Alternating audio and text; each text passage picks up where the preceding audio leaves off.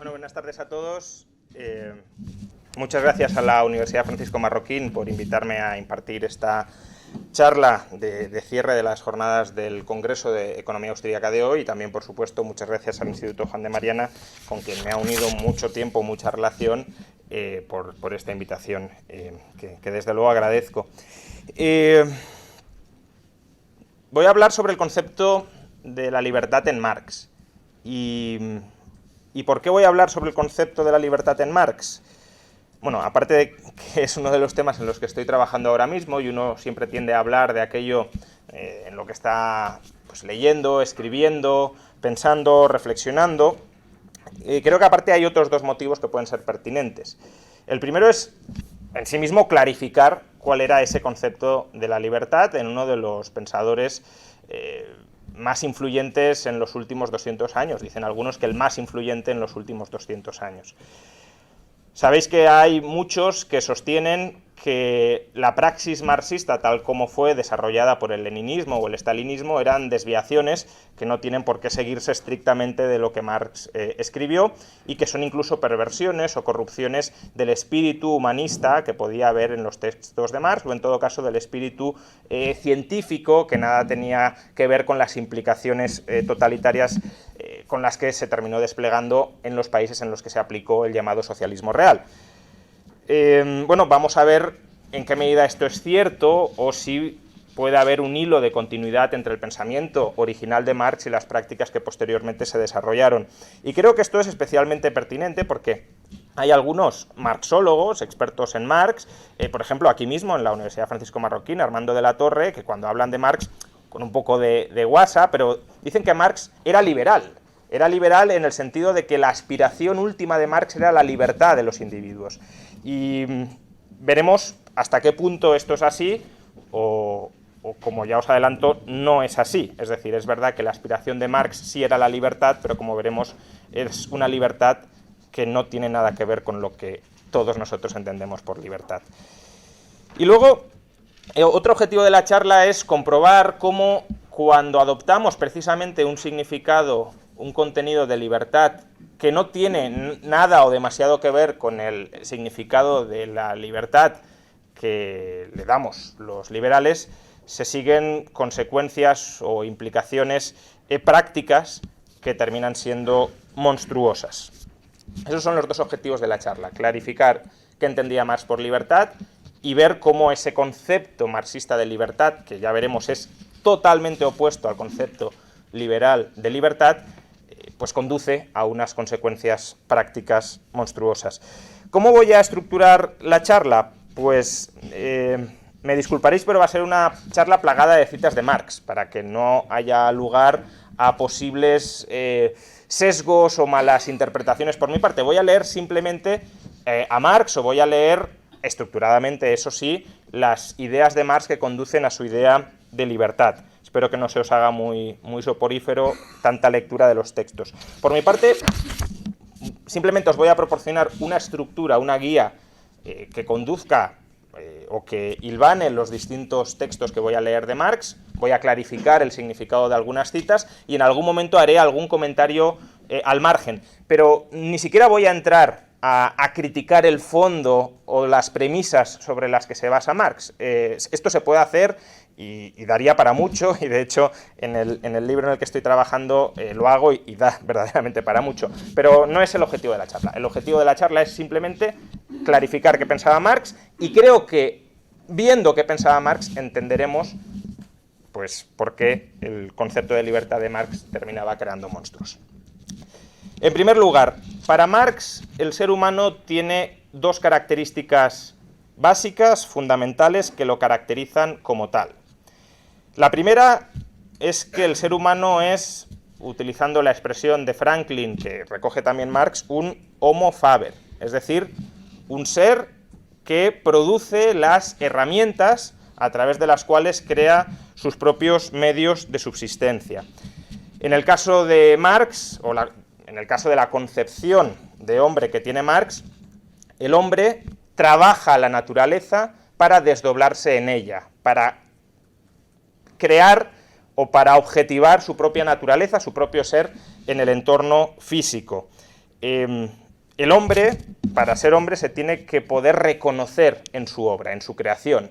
Es una relación similar a la que existe entre un artista y su obra. El artista no es solo artista, es artista con la obra. Por tanto, el ser humano no solo necesita crear los medios para subsistir, sino que además su propia existencia se basa en transformar la naturaleza y reconocerse en ella, dice Marx en los Manuscritos económicos y filosóficos de 1844. El hombre demuestra con su trabajo transformador sobre el mundo objetivo que es un ser de la especie humana. Esta producción es su vida activa como especie. A través de la producción, la naturaleza se convierte en su obra y en su realidad. El objeto de su trabajo es, por tanto, la objetivación de la vida del ser humano como especie. El ser humano se duplica no solo, como sucede en la consciencia, en un plano intelectual, sino de manera activa en la realidad material, y por eso puede verse a sí mismo reflejado en el mundo que él ha creado. Por tanto, primera característica del ser humano, es un ser que produce. Pero a su vez es un ser que no solo que produce, sino que también es un ser social. Marx hablaba incluso de la esencia comunista o comunal, depende cómo lo queramos traducir, del ser humano. Decía Marx en un artículo de su juventud, Notas marginales críticas a un artículo del rey de Prusia sobre las reformas sociales: la naturaleza humana es la verdadera comunidad de los hombres. El desastroso aislamiento de esta naturaleza es insoportable, terrible y contradictorio. Es decir, que el ser humano no puede vivir fuera de la comunidad. O también, en Notas sobre James Mill, el padre de John Stuart Mill, la comunidad humana es la manifestación de la naturaleza de los hombres, su complementación mutua que da como resultado la vida en especie, la vida verdaderamente humana, es decir, una vida fuera de la comunidad, una vida despreocupada de los demás, no es una vida realmente humana. También podemos leer en Notas sobre James Mill, más adelante: la naturaleza humana se halla en la verdadera comunidad de los hombres. Al desplegar su naturaleza, los hombres crean, producen la comunidad humana. La entidad social, que no es ningún poder abstracto opuesto a un individuo aislado, sino la naturaleza esencial de cada individuo, su propia actividad, su propia vida, su propio espíritu, su propia riqueza. Bien, por tanto, ser productor, ser que produce los medios con los que subsiste y con los que se complementa reconociéndose en la naturaleza, y ser social. Podríamos decir, por tanto, juntando estas dos características, que el hombre se diferencia de los animales porque produce, y porque produce en comunidad, porque produce activamente, conscientemente, deliberadamente los medios en comunidad, los medios para subsistir y desarrollarse como hombre. Dice Marx en la ideología alemana, bueno, Marx y Engels: el hombre empieza a distinguirse del animal tan pronto como empieza a producir sus medios de subsistencia, un paso que está condicionado por su organización material. Al producir los medios de subsistencia, los hombres producen indirectamente su vida material. Es decir, el hombre produce en sociedad, produce junto con otros hombres y produce deliberadamente, y eso es lo que caracteriza al ser humano. Bien, ese es el punto de partida. El ser humano tiene estas dos características. Segunda premisa: para que el hombre sea libre, para que el hombre se pueda emancipar, estas dos características del ser humano tienen que poder realizarse en su plenitud.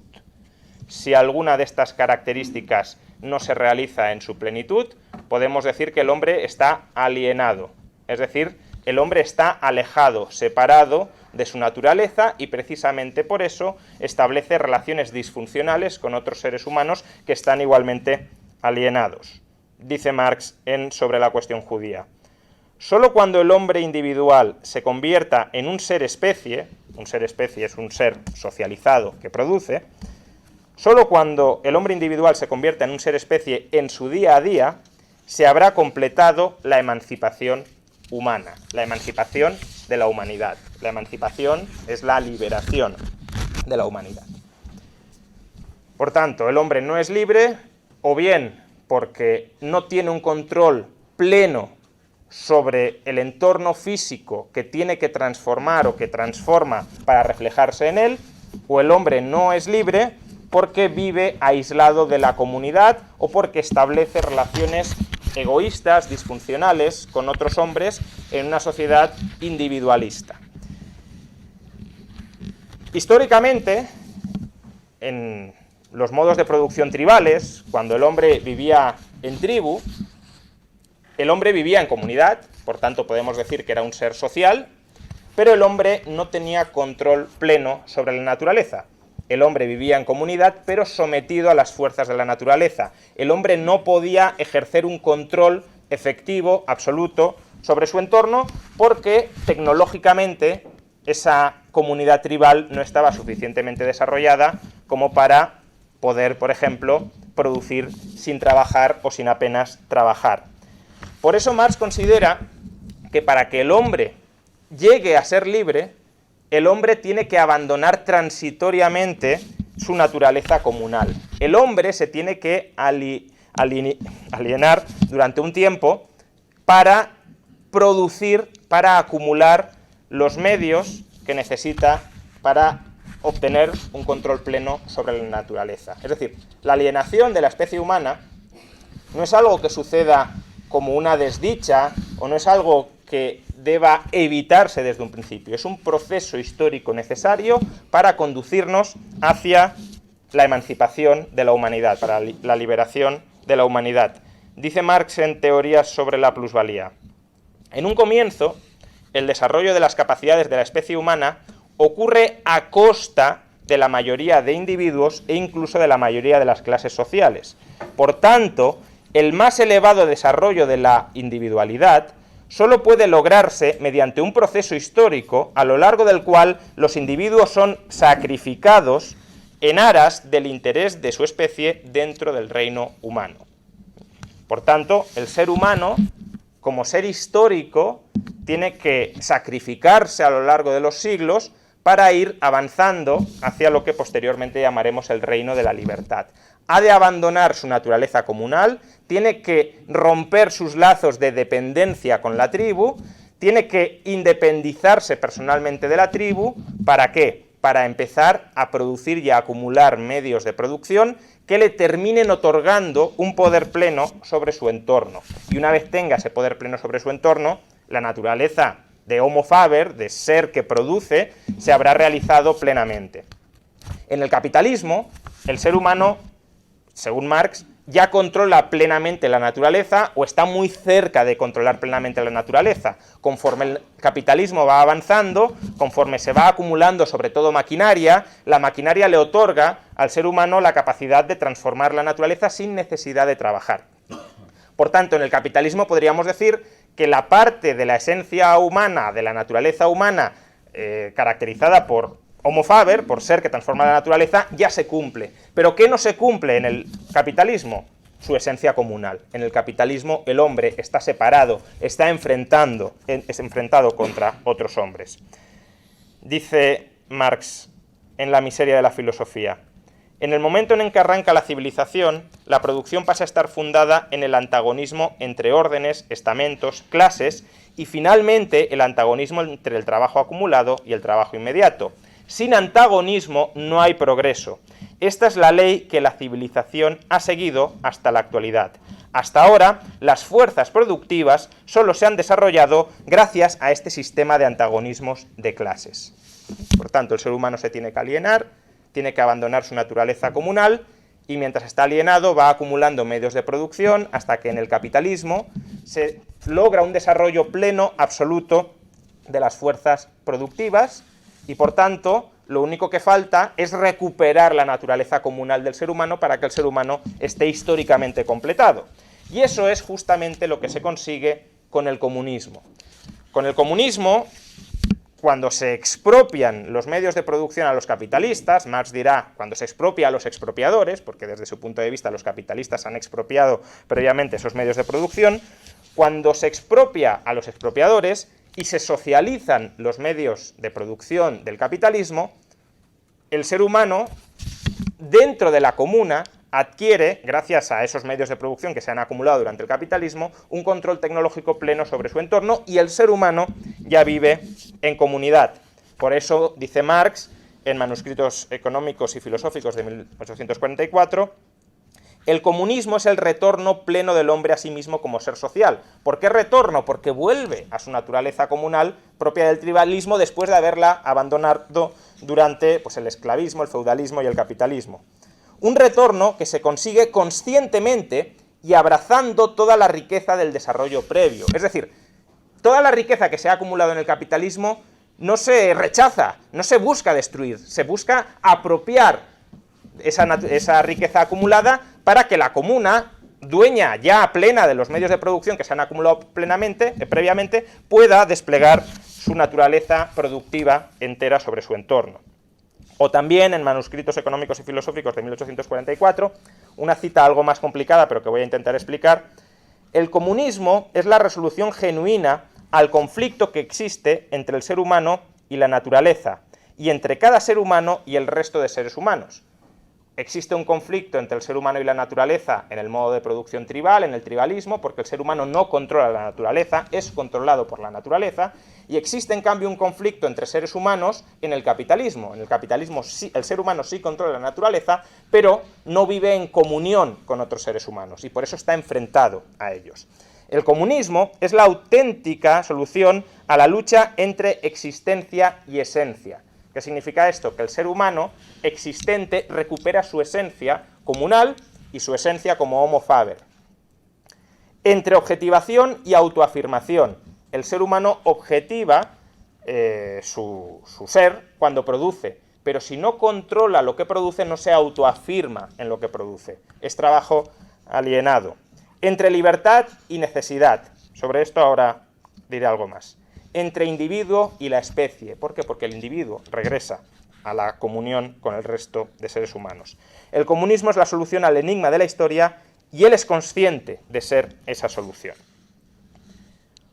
O Engels, en su libro, panfleto, como lo queramos llamar, panfleto no peyorativamente, sino por su extensión, del socialismo utópico al socialismo científico, dice: con la expropiación de los medios de producción por parte de la sociedad, las condiciones de vida que rodean al hombre y que hasta ahora le dominaban, la naturaleza dominaba al hombre en lugar de ser el hombre quien domina la naturaleza, se colocan a partir de ese instante bajo su dominio y su control, y el propio hombre, al convertirse en dueño y señor de su propia organización social, deviene por primera vez señor consciente y efectivo de la naturaleza. La propia organización social del hombre, que hasta ese momento se le enfrentaba como algo impuesto por la naturaleza y la historia, la naturaleza en el modo de producción tribal, la historia, los otros modos de organización sociales en los que el hombre vive separado por el hombre y unas clases dominan a otras clases, la propia organización social del hombre se convierte a partir de ahí en obra libre suya. Es el ascenso de la humanidad desde el reino de la necesidad al reino de la libertad. ¿Y qué es el reino? ¿Qué es ese reino de la libertad?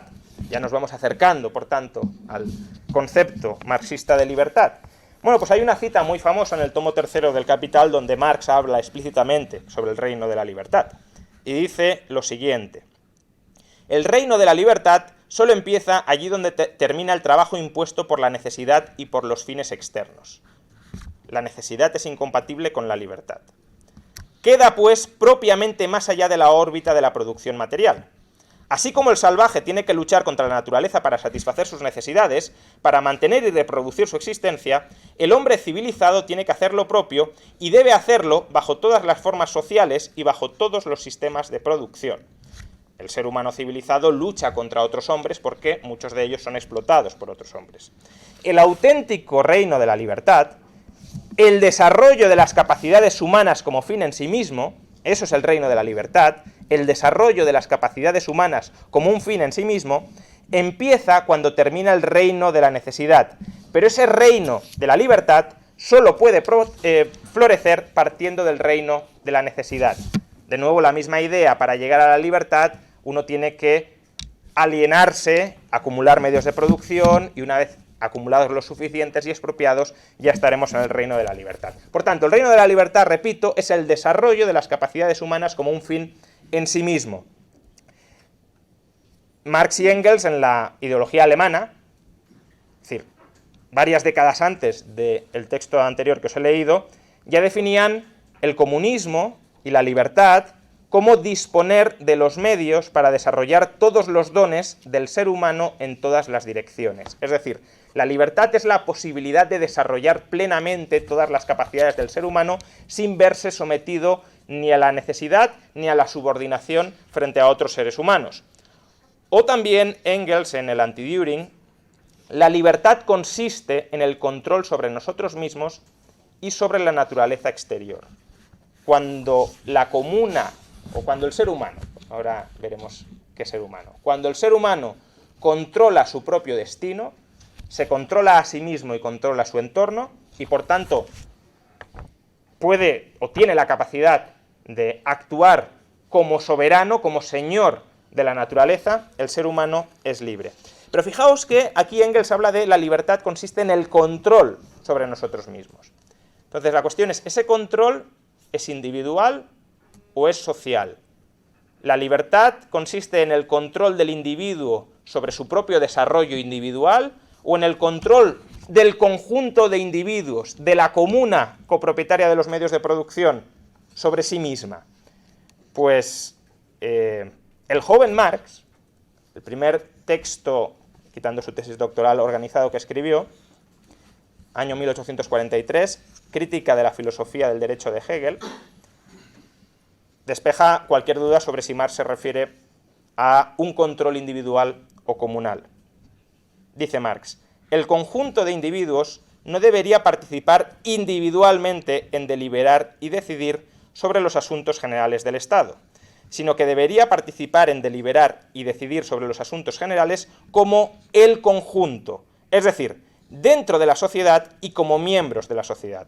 No el conjunto de manera individual, sino los individuos como conjunto. Es decir, para Marx, la libertad es la libertad del conjunto de individuos, del colectivo. Por tanto, el concepto de libertad de Marx es el concepto, como os decía, más opuesto posible al concepto liberal de libertad. El concepto liberal de libertad tiene dos notas características. Es libertad individual, es la libertad de los individuos, y es libertad negativa. ¿Negativa en qué sentido? Yo soy libre en la medida en que otras personas no pueden interferir activamente sobre mi vida. Por tanto, la libertad es no hagas algo sobre mí, respétame, abstente de actuar sobre mí. En cambio, la libertad de Marx es libertad colectiva, libertad de la comuna, y además hay que aclarar, que no lo he mencionado, que es una comuna universal. El comunismo es un sistema con vocación de universalidad, toda la humanidad bajo la misma comuna. Es un concepto de libertad colectivo y positivo. La comuna es libre en función de lo que puede hacer, cuando tiene control pleno sobre su entorno y sobre sí misma, es decir, sobre todas sus partes constituyentes. ¿Cómo se materializa el concepto liberal de libertad? En los derechos individuales. Las personas son libres si tienen derechos a no ser agredidos por otras personas, a no ser atracados, robados por otras personas, es decir, a disfrutar pacíficamente de su propiedad, a que los tratos y contratos que consensúen voluntariamente con otras personas sean respetados, a que todas las personas tengan iguales derechos, a que no sean agredidos. La esencia, o la materialización, mejor dicho, del concepto liberal de libertad se plasma en los derechos individuales, que son derechos esencialmente negativos, de no hacer. Los demás estamos obligados a no hacerle algo a cada persona, a cambio de que esa persona también esté obligada a no hacernos algo a nosotros. Bueno, pues si Marx tiene un concepto de libertad que es esencialmente positivo y colectivo, no os sorprenderá saber que Marx tenía la peor opinión posible sobre los derechos individuales. Aquí voy a leer bastante, pero creo que es muy pertinente. Son todos extractos del libro sobre la cuestión judía. Para Marx, los derechos individuales son incompatibles con la vida comunal porque, abro comillas, no tratan al hombre como un miembro de la especie humana, sino al revés. La propia especie humana, la sociedad, es considerada un marco externo a los individuos, una restricción a su independencia originaria. Y por eso, cada ser humano, cuando existen derechos individuales, en lugar de considerar al resto de personas como la realización de su libertad, las ve como un obstáculo a la misma. Es decir, no vemos a los demás como una oportunidad para vincularnos con ellos y realizarnos mutuamente, sino como una amenaza. Por eso les ponemos límites, restricciones. Podemos relacionarnos, pero no te pases de aquí. Por tanto, dice Marx, los llamados derechos del hombre no son más que los derechos de personas egoístas que se separan de otros hombres y de la comunidad. El derecho individual es un derecho, ciertamente, de separación. Es un derecho de no asociarte con quien no quieres asociarte. Un derecho a que los demás te respeten en tu independencia frente a los demás, a que no interfieran en tu vida. Pero bueno, esto podría ser una apelación muy genérica a los derechos negativos.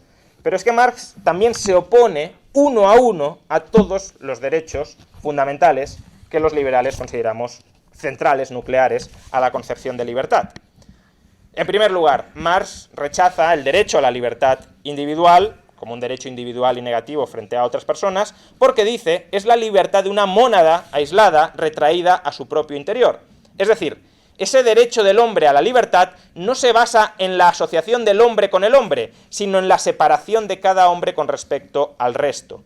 En suma, el derecho a la libertad es el derecho a separarse, el derecho del individuo restringido a encerrarse en sí mismo. Ciertamente, mi casa es mi castillo. En mi casa no entra nadie, pues eso es lo que rechaza Marx.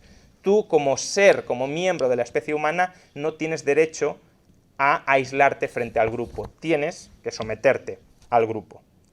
¿Y qué decir de la propiedad privada? Para Marx, la propiedad privada, el derecho de propiedad privada, no es más que la aplicación práctica del derecho a la libertad del hombre, y por tanto, el derecho de cada hombre a disfrutar de su propiedad y disponer de ella a su sola discreción, sin tomar en consideración a otros hombres de manera independiente a la sociedad. El derecho al interés propio como algo separado del interés comunal, y por tanto, un interés que separa al hombre del hombre. Pero es que Marx no solo rechaza el derecho a la libertad individual o el derecho a la propiedad privada, también rechaza el derecho a la seguridad. Seguridad en un sentido amplio, incluyendo la integridad física del individuo. Marx dice que el derecho a la seguridad es el supremo concepto social de la sociedad civil, el concepto de la policía, según el cual toda la sociedad existe solamente para garantizar a cada uno de sus miembros la conservación de su persona, de sus derechos y de su propiedad. Pero ese derecho de seguridad no eleva a la sociedad civil por encima del egoísmo. La seguridad es, por el contrario, la garantía del egoísmo. Es decir, que tengas derecho a la seguridad frente a otros seres humanos, frente a la comuna, frente al colectivo, es ser egoísta. Y por último, Marx también rechaza el derecho a la igualdad ante la ley. No ante cualquier tipo de igualdad, claro, pero sí ante la igualdad ante la ley. Porque no es más que la igualdad de la libertad en el sentido ya descrito. Cada hombre es considerado una mónada autosuficiente en la misma medida. Marx rechaza, por tanto, el principio de igualdad jurídica de los seres humanos. Igualdad jurídica con respecto a qué. A lo mejor lo acepta en otros órdenes, pero ¿con respecto a qué? Con respecto a los derechos individuales. Como los derechos individuales son obstáculos para que el ser humano se pueda integrar plenamente en sociedad, porque le confieren un derecho de defensa frente al grupo. Recordemos aquí cómo empieza Anarquía, Estado y Utopía de Nozick. Las personas tienen derechos y hay cosas que otras personas y el grupo no pueden hacerle a las personas porque tienen derechos. Precisamente porque los derechos constituyen barreras a lo que los demás me pueden hacer a mí, los derechos individuales son barreras a la plena integración en sociedad. Y tampoco os sorprenderá que Marx se opusiera a las constituciones obviamente liberales, y más en particular a la Carta de Derechos Individuales recogido en las constituciones. Porque para Marx la Constitución solo tiene que ser la autodeterminación del pueblo. La Constitución no es un límite a la voluntad del pueblo. La Constitución simplemente tiene que reflejar en cada momento lo que el pueblo soberano, lo que el conjunto de la comuna quiere que se haga, sin ningún tipo de restricción a la voluntad del pueblo, porque el pueblo tiene un derecho incondicional a darse la Constitución que sea un reflejo de la voluntad de ese pueblo. De hecho, Marx, una de las críticas que lanza a la Revolución Francesa es justamente esta, que dotó a los individuos con una Carta de Derechos del Hombre y del Ciudadano. Y fijaos en el argumento que emplea. Dice Marx: es desconcertante que un pueblo que ha comenzado a liberarse a sí mismo, a derribar todas las barreras entre sus distintas facciones y que aspira a establecer una comunidad política, es desconcertante que ese pueblo proclame solemnemente los derechos de hombres egoístas separados del resto de seres humanos y de la comunidad. Este hecho resulta aún más desconcertante cuando observamos que los emancipadores políticos llegan al extremo de reducir la ciudadanía y la comunidad política a un simple medio para preservar esos derechos del hombre y que, por tanto, el ciudadano es reputado un simple siervo del hombre egoísta, que la esfera en la que el ser humano actúa como ser comunal se ha degradado por debajo de la esfera en la que actúa como ser parcial, es decir, como individuo que tiene derechos individuales frente al resto del grupo. Bien, sin embargo, ¿significa todo esto que para Marx en el comunismo los seres humanos no tendrían ningún tipo de autonomía? Tampoco significa esto. ¿Por qué? Porque la comuna podría reconocerles a los individuos autonomía para que dentro de un determinado espacio moral desarrollen su propia vida. De hecho, en parte, parece ser que ese era el objetivo, o esa era la previsión más que el objetivo, del comunismo tal como lo concebía Marx y Engels. Digo y Engels porque la cita que os voy a leer ahora es de Engels, de Principios del comunismo. Dice Engels: la sociedad organizada sobre bases comunistas ofrecerá a sus miembros la oportunidad de ejercer de manera integral todas sus habilidades por haber recibido éstas un desarrollo igualmente integral. Y asimismo Marx en los Grundrisse dice que el comunismo permitirá una individualidad libre basada en el desarrollo universal de los individuos. Pero fijémonos que esta es una individualidad que se puede desarrollar bajo el arbitrio de la comunidad. Es decir, el ser humano podrá desarrollar sus habilidades y sus potencialidades en la medida en que la comuna así lo quiera y así lo disponga, porque la comuna es la propietaria de todos los medios de producción y por tanto es la comuna la que decide qué te damos a ti para darte a ti las oportunidades para un determinado desarrollo y no otro. Es verdad que Marx considera que en el comunismo, como se habrá erradicado la escasez material, desaparecerán los conflictos económicos. Si todo es superabundante, si la riqueza colectiva, como decía Marx, corre por los chorros llenos de los manantiales, entonces, ¿para qué nos vamos a pelear? Es como si fuéramos al buffet libre de un hotel, pues ahí no nos peleamos por la comida, porque hay sobreabundancia de absolutamente todo. Pero esta visión de Marx es una visión, aquí sí que voy a hacer una pequeña crítica, ciertamente ingenua, porque los conflictos no son únicamente, o no surgen únicamente, y me refiero a los económicos, no a los extraeconómicos. Los conflictos económicos no surgen únicamente por lo que se produce, sino también por lo que no queremos que se produzca. Todos habremos bueno, no sé si todos, pero si habéis participado alguna vez en algún debate, en alguna discusión con un comunista, preguntadle si en una sociedad comunista, por ejemplo, los liberales tendríamos derechos a montar medios de comunicación libertarios que hicieran apología del capitalismo y que criticaran abiertamente el comunismo. Y si el comunista es sincero, como en alguna ocasión a mí me ha ocurrido, te dirá que no. Que obviamente eso es atentar contra el modo de producción que te permite ser libre y que por tanto obviamente no se podrían transmitir este tipo de ideas. Esta es la intuición básica, por cierto, detrás de Camino de Servidumbre de Hayek. ¿Qué dice Hayek en Camino de Servidumbre? Si el Estado se entromete cada vez más en los medios económicos, no pensemos que va a poder haber una separación entre libertades civiles y libertades económicas, porque si no hay libertades económicas tampoco puede haber libertades personales o civiles. ¿Cómo garantizas la libertad de prensa en una sociedad donde el Estado es propietario de todo el papel y por tanto es el Estado quien decide a quién le asigna papel para editar un periódico y a quién se lo deniega? Entonces, sí, Marx podía tener como aspiración que el comunismo, esa sobreabundancia bajo el control de la comuna, posibilitara ciertos espacios para la autonomía personal, pero ¿qué pasa si existen conflictos entre el individuo y la comuna? Conflictos que ya hemos visto que pueden existir, porque la comuna puede considerar que determinadas actividades del individuo atentan contra su propia subsistencia, contra su propia preservación. Para Marx en el comunismo se han agotado los antagonismos económicos. Es el fin de la historia en cuanto a modos de producción y por tanto los antagonismos de clase han desaparecido porque ni siquiera hay clases. Entonces, ¿cómo reconciliamos el potencial conflicto entre el individuo y la comunidad que podría seguir emergiendo en el comunismo? Pues básicamente vinculando la libertad del hombre al sacrificio frente a la comunidad. El hombre libre es un ser social y como ser social, ¿cómo va a oponerse el hombre libre a lo que quiera la comuna? Dice Marx en Manuscritos Económicos y Filosóficos de 1844. Debemos dejar de referirnos nuevamente a la sociedad como una abstracción enfrentada al individuo. El individuo es un ser social.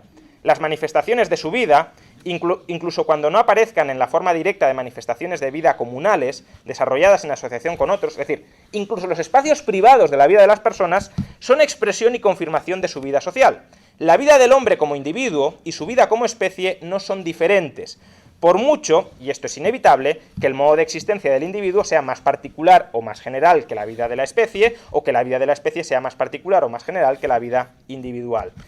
Por tanto, no hay que separar esfera pública de esfera privada. Lo personal es político, una frase que habremos escuchado muchos y que tiene una de sus raíces, o que puede encontrar sus raíces aquí. Mi vida privada también es parte de la vida comunal, de la vida como ser social. Y por tanto, lo que yo decido en mi vida privada tiene connotaciones políticas y por tanto, si yo me he integrado verdaderamente en la sociedad, en la comunidad, perdón, pero no es lo mismo sociedad que comunidad, si me he integrado verdaderamente en la comunidad, debo aceptar lo que la comunidad decide y no debo enfrentarme a ella.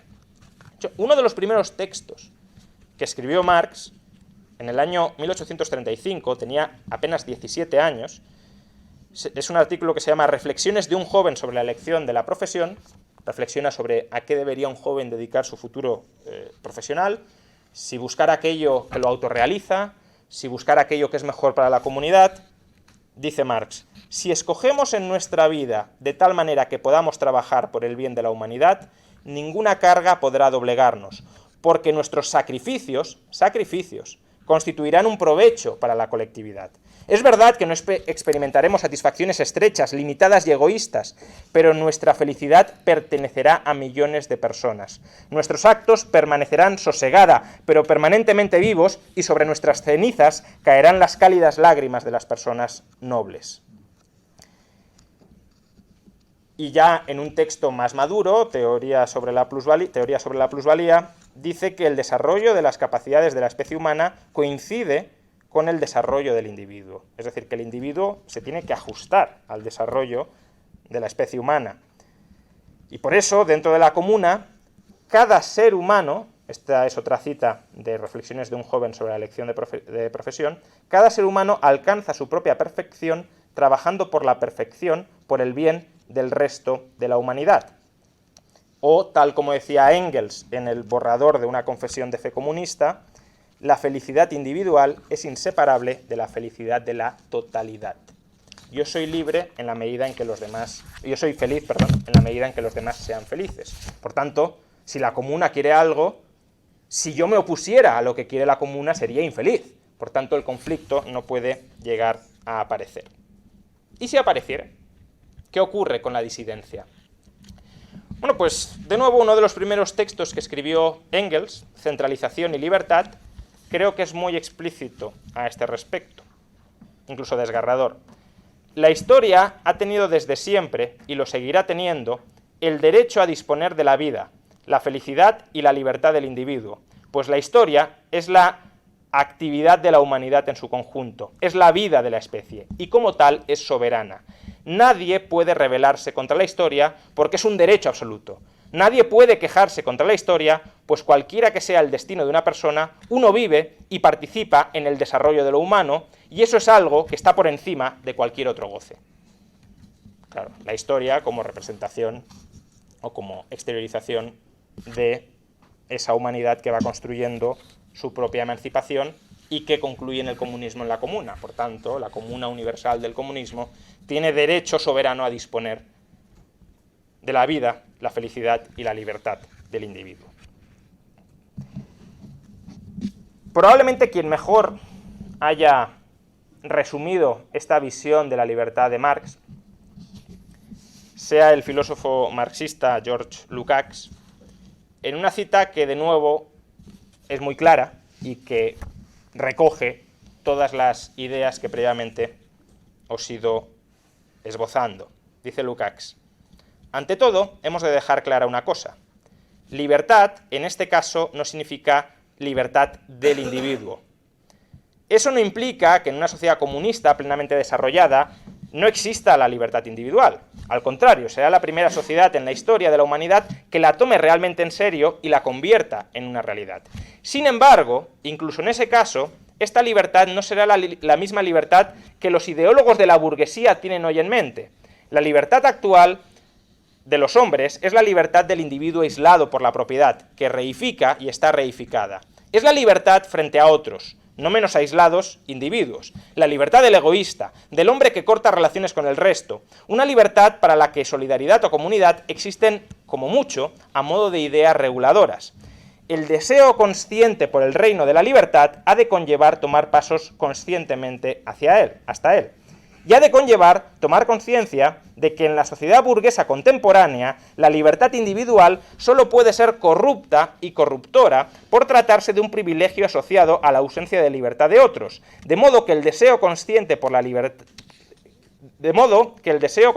reino de la libertad ha de significar la renuncia a la libertad individual. Implica que uno mismo se subordine conscientemente a la voluntad colectiva que está destinada a traer al mundo la verdadera libertad. ¿Y quién era para Lukács esa voluntad colectiva frente a quien se tenía que subordinar el individuo? El Partido Comunista, cuyo factor cohesionador es la disciplina, porque sólo a través de la disciplina será capaz el partido de poner en práctica la voluntad colectiva, mientras que la introducción del concepto burgués de libertad impide que esa voluntad colectiva llegue a formarse y, por tanto, transforma al partido en una agregación laxa de individuos incapaz de actuar. ¿Existe alguna conexión entre esta concepción del partido como representante soberano de la voluntad colectiva, del Partido Comunista, como representante de la voluntad colectiva de la comuna, y Marx? Es decir, en algún lugar Marx dijo que el partido representa la voluntad del colectivo. Pues sí, en la que probablemente sea su obra más famosa, el Manifiesto Comunista. Los comunistas, se refiere al Partido Comunista, no tienen intereses distintos a los del proletariado en su conjunto. Los comunistas tan solo se distinguen de otros partidos obreros en que a lo largo de las distintas etapas de lucha entre el proletariado y la burguesía, los comunistas representan siempre y en todas partes los intereses del movimiento obrero en su conjunto. Por tanto, si el Partido Comunista es la representación de los intereses del proletariado, y en el comunismo se han abolido las clases porque el proletariado se ha convertido en la clase única y dominante y por tanto ya se han abolido las diferencias de clase, el Partido Comunista será el que interprete cuál es la voluntad colectiva de la comuna y, por tanto, quién sea soberano para, dentro de la comuna universal, marcar los límites efectivos a la autonomía de los individuos para poder desarrollarse no en contradicción, sino en confluencia con el desarrollo de la comuna.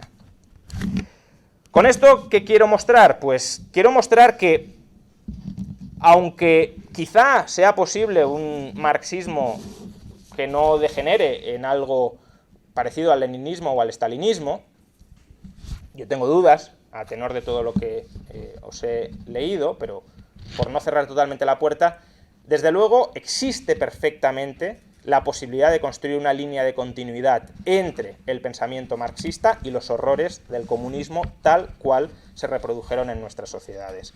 Y por tanto, creo que viendo todo esto, podemos ser todavía más conscientes de la importancia que tiene el concepto liberal de libertad.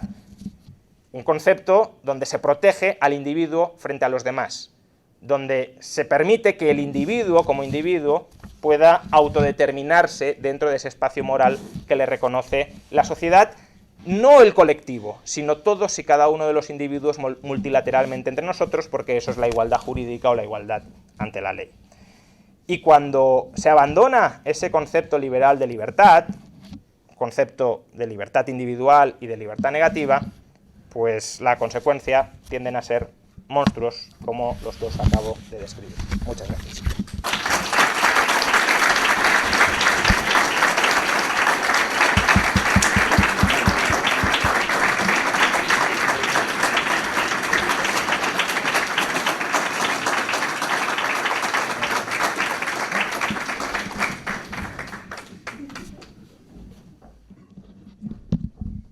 Si hay alguna pregunta, por favor, levantad la mano. Intentad ser breves. Vale, sí, esto lo debería haber matizado al principio de la conferencia. Es verdad que Marx habla sobre todo de esencia y de naturaleza humana en su primera etapa, lo que algunos han llamado el joven Marx.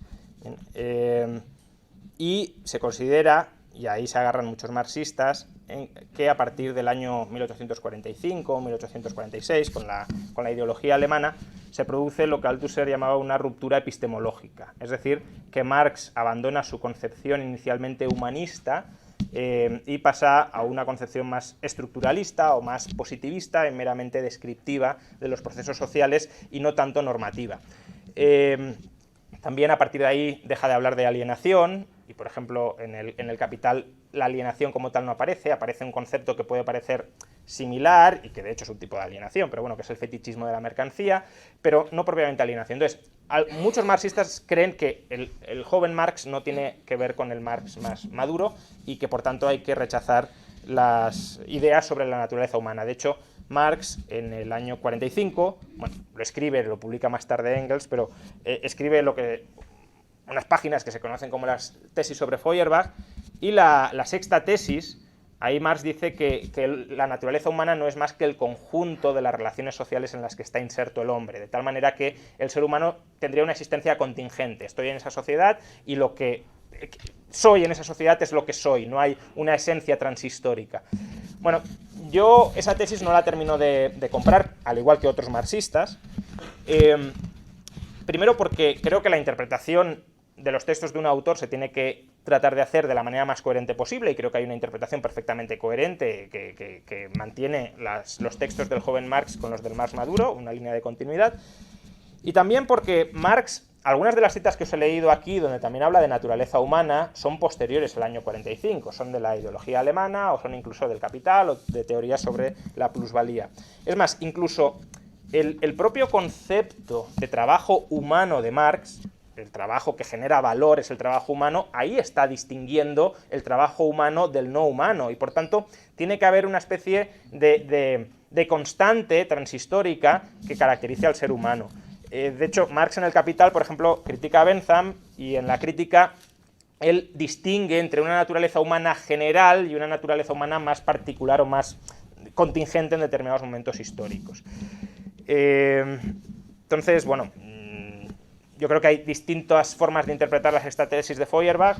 Una de ellas sería considerar que sí, que el hombre es, o su esencia es el conjunto de relaciones sociales que mantiene, pero no solo eso, sino que algo más. Y ese algo más sería la esencia transhistórica. Otra, que esa esencia se modula o se expresa en distintos modos de producción históricos en función de las relaciones sociales que mantiene, y al expresarse de una manera incompleta, parcial, deformada, eso sería precisamente la alienación. Y otra sería que efectivamente el ser humano no tiene ninguna esencia como tal, pero si miramos, que esta es la tesis de Archibald, si miramos cómo ha sido el ser humano a lo largo de distintos modos de la historia, contingentemente y por casualidad quizá encontremos pues una regularidad, que esa sería su continuidad o su esencia. Entonces sí, claramente la concepción de la libertad de Marx es una concepción, o sea, metafísica, yo diría más antropológica, por no meternos en la discusión de metafísica, que el marxismo la utiliza desde otra perspectiva como opuesta a dialéctica y no como se suele entender la metafísica como tal. Entonces, sería más bien una concepción antropológica, sí, de cuál es la vocación histórica del ser humano a integrarse en una especie, si cogemos un concepto biológico, de superorganismo, ¿no? de colmena. Partimos de seres humanos individuales y separados, de lo que Hegel llamaba y Marx recoge como sociedad civil, donde es un mero instrumento para que el individuo se realice, a una sociedad política o comunidad política más integrada, que sería la comuna comunista, donde el ser humano es o se identifica o se define a sí mismo como parte de esa comuna, y no tendría sentido, pues de la misma manera que si separas a una abeja individual de su colmena no sobrevive y no se entiende qué es, pues en el comunismo el ser humano llegaría también a ese estado o a esa confluencia con la comunidad. Bueno, lo último me lo reservo. Me reservo a comunicarlo cuando crea más conveniente. Saldrá a la venta, si todo sale bien, a finales de este año, para Navidades. Y, hombre, yo creo que es un libro muy distinto al de von Baber. Von Baber, yo creo que hace una crítica correcta pero superficial a la teoría del valor-trabajo, y hace una crítica correcta pero igualmente superficial al problema de la transformación de Marx.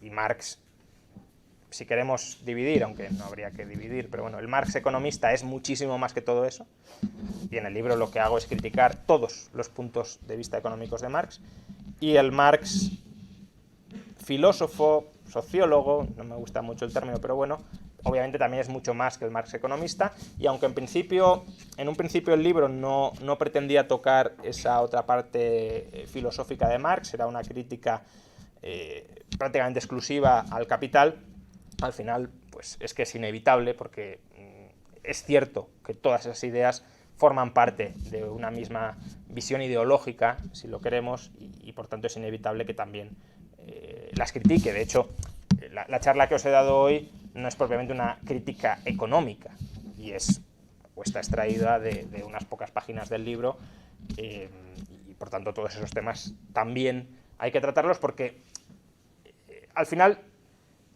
si la evolución de la historia después del capitalismo conduce a esto, no puedes dejar de tratar a qué conduce el colapso del capitalismo según Marx, ni tampoco las premisas bajo las que Marx concluye, más allá de la tendencia a la reducción de la tasa de ganancia, las premisas bajo las cuales considera que el destino de la historia es justamente el comunismo. Puede ser, a ver, al final es cierto que para estudiar integralmente a Marx, y esto pues será finalmente un problema, pero tendrías que sumergirte absolutamente en la cultura de la época donde él creció.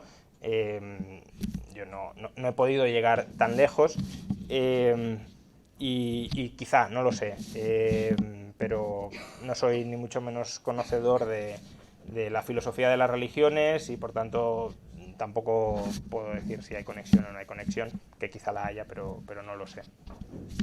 Sí, a ver, que pueda tener su origen en la Ilustración, yo creo que indudablemente, pero es que la Ilustración, sobre todo la francesa, también produjo monstruos. Quiero decir, el jacobinismo francés es el hijo más claro de la Ilustración, y concluyó en el terror, ¿no? Entonces, sí, puede ser, pero no creo que eso exima de mucho de lo que he dicho a Marx, pero sí, la conexión está ahí. Y en cuanto a que él pensaba que en el comunismo no habría conflicto porque no habría escasez, totalmente de acuerdo, de hecho creo que lo he mencionado, pero esa sigue siendo una... O sea, yo no he encontrado que se llegue a plantear la posibilidad de que eso no sea así, y qué sucedería si no es así, pero primero, analizado más o menos fríamente, es obvio que seguiría habiendo otro tipo de conflictos de cariz no económico, e incluso, como he dicho, conflictos de cariz económico, porque aunque la comuna pueda producirlo todo, hay cosas que la mayoría puede querer que no se produzcan. Pensemos, por ejemplo, en clínicas abortistas. Pues claro, si la mayoría de la comuna es antiabortista, pues no querrán que se produzcan clínicas abortistas. Entonces, ahí hay un conflicto entre... ya no entre la potencialidad de la abundancia, sino entre qué queremos hacer y qué no queremos hacer. Y ahí Arrow sigue operando plenamente. Entonces, el problema sigue ahí. Claro, no sé si Marx lo llegó a plantear, pero sí hay, como he leído, algunos extractos en los que él aboca al individuo como individuo a sacrificarse en aras de lo que decida la comuna. Entonces, yo creo que se puede perfectamente, quizá forzando la interpretación, pero reconstruir qué habría dicho Marx en caso de que subsistan conflictos entre el individuo y la comuna, y probablemente, vamos, estoy casi convencido, lo que habría dicho es que el individuo se realiza como ser social adhiriéndose a lo que quiere hacer la comuna, y que por tanto, aunque lo veas como un sacrificio egoísta e individual, en realidad te estás desarrollando como ser social para alcanzar la felicidad. Y sí, ya he mencionado que quizá pueda... Yo creo que en realidad no, pero que bueno, por no cerrar totalmente la puerta, que quizá pueda haber una especie de aplicación de estas ideas que no conduzcan a los horrores a los que condujeron en el siglo XX.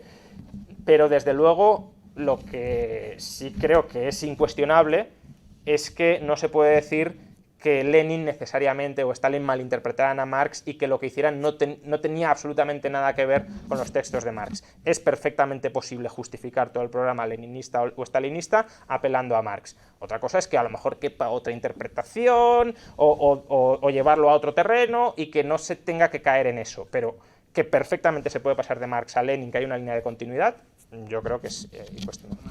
Bueno, yo creo que hay muchos comunistas que han leído y han entendido a Marx. Otra cosa es lo que ello nos pueda decir de esas personas, pero claro que hay muchísimos comunistas que son expertos marxólogos, y de hecho yo he entendido muchas cosas de Marx porque he leído a marxistas que han leído, entendido y sistematizado a Marx. Bueno, no soy experto en el gustavobuenismo.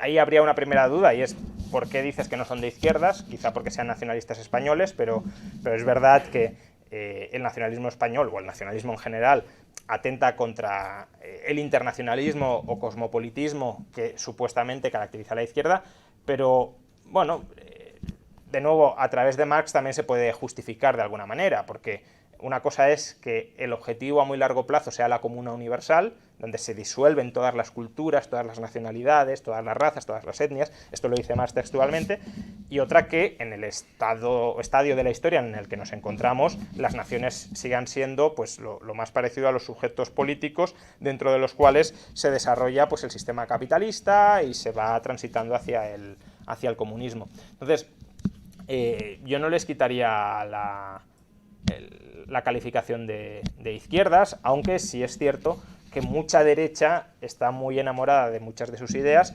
porque constituyen o proporcionan una fundamentación aparentemente sólida al nacionalismo, en este caso español, y por tanto compro todo el aparato porque una de tus conclusiones fuertes me interesa, que es pues eso, justificar, legitimar, realzar el papel histórico que desempeña la nación o el imperio creado, ¿no? Y poco más. Creo que claramente esa escuela, sin ser ni mucho menos experto, pero por las veces que he debatido con ellos, tiene una concepción del individuo y de la libertad individual que es perfectamente insertable en este concepto marxista de libertad que he expuesto. De hecho, no los tenía en la cabeza cuando iba leyendo y cuando iba trabajando sobre esto, pero claro, cuando lo iba haciendo decía, bueno, si es que esto es lo mismo que están diciendo por otro lado, por tanto, ahí tienes otra muestra de gente que probablemente haya leído y haya entendido a Marx y en ese caso les gusten algunas de sus conclusiones. No sé si son conscientes de las implicaciones que eso puede conllevar, pero desde luego que algunas de sus premisas las abrazan totalmente, sin duda. Muy bien, muchas gracias.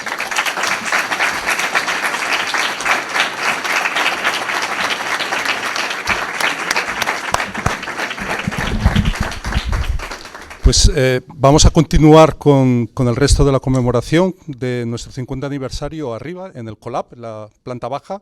Ahí el director de nuestro programa de doctorado, Alberto Garín, explicará pues, el trabajo que viene realizando la universidad para no solamente recuperar el arte y la cultura de Guatemala y de México, sino también para explicar cómo la conquista de México y de Guatemala es mucho más de lo que nos han contado y es mucho más interesante. Arriba os esperamos. Gracias.